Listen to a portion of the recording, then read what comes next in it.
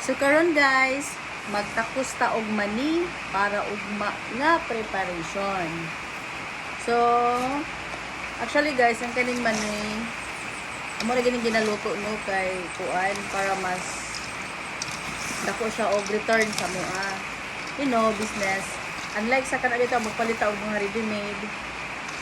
Nya kuan gamay ra.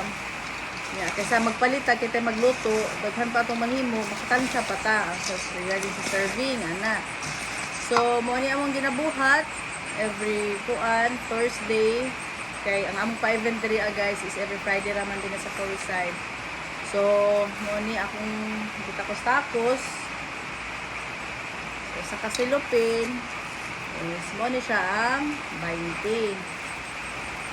So sa kuan sa butang na to sa katilo muhimo mi og kuan ka pa mga 40 kapin 50 kapin ana no.